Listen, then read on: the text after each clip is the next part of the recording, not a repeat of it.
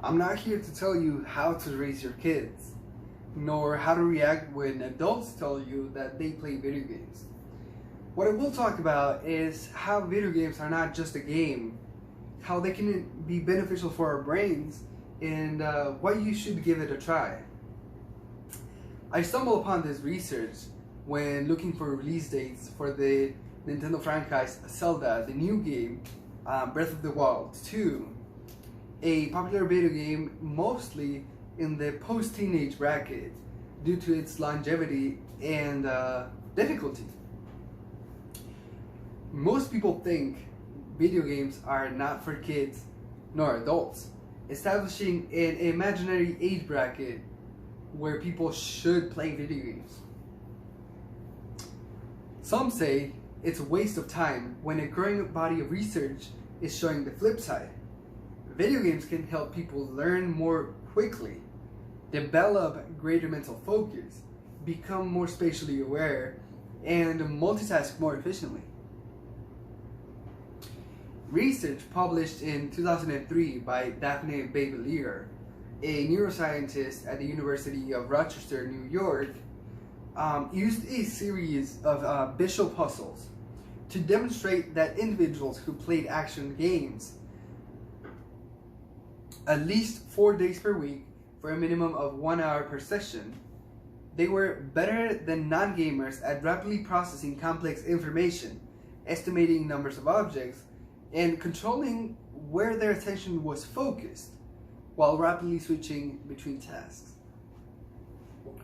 Babelier hypothesized that this genre of game has distinct effects on the brain because achieving a high score requires players to react quickly while processing information in their peripheral vision, multitasking, making predictions, and processing the constant player feedback.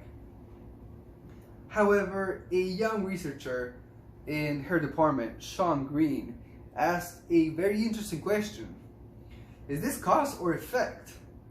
Were the games improving people's focus, or were people with good attentional focus simply are more likely to play action video games?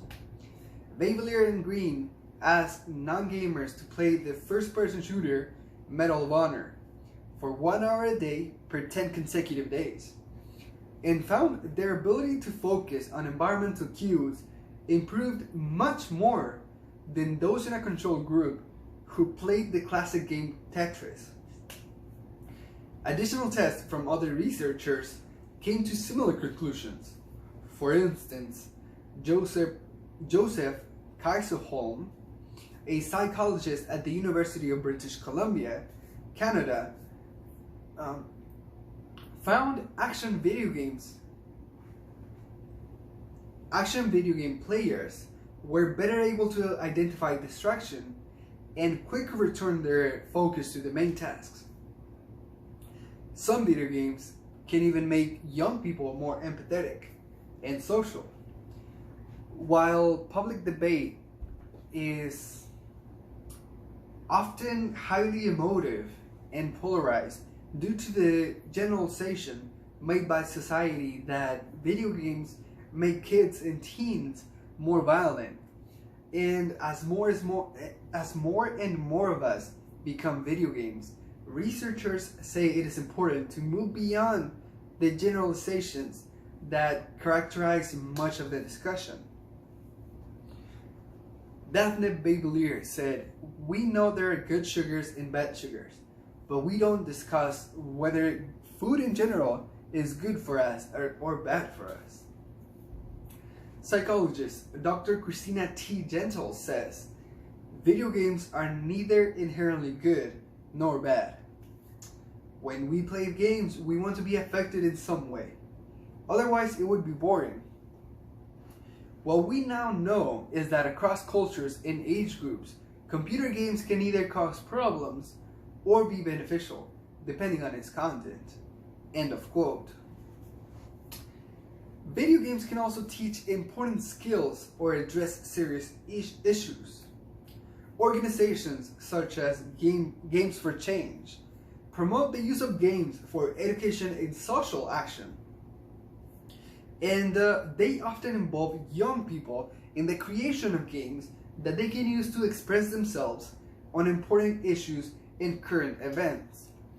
In the book, Video Game Play and Addiction, A Guide for Parents, published in 2008 by iUniverse, medical professional Denis Courage says, age-appropriate multiplayer video games can allow children to learn how other people think, a key aspect of empathy. Games can also help a child become more comfortable with new and ever-progressing technology. End of quote. Now, let's not forget why video games are becoming more and more popular today. And let's be honest, they are fun. The other night, I was cruising through TikTok. I know, embarrassing, right? And I found a grandma's profile where she was showing clips of her playing the popular first-person shooter, Call of Duty Warzone. And she was really good at it. I was really surprised because she was even better than me playing that game, and I usually play the game once or twice a week online with my friends. I cannot estimate her age, but I know for sure that she's older than my parents. And my parents are not the kind of people that you would find playing video games. That just shows how much of a how video games can be enjoyed, and people from different age brackets can be really good at it. Video games are ever evolving, just like technology. They acquired a bad rep as more violent games became popular. It pulled kids from sports or social events, but they're just like any other hobby. They open many doors to diverse social groups, and it's up to you to choose the ones that best fit your personality. They immerse you into a whole new world of limitless possibilities, and the difficulty range varies from simple games like Tetris to complex scenarios where you need to put together a group of 6 teammates to complete a full 6 hours mission, like it is the case in the Destiny 2 video game.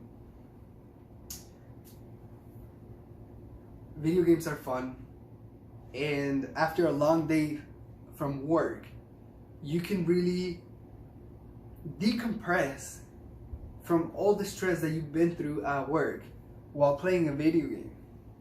No matter the genre, it's up to you to decide what makes it a good time, what makes it fun, and what can help you decompress from a long day at work. Give them a try. I promise you won't regret it. Thank you.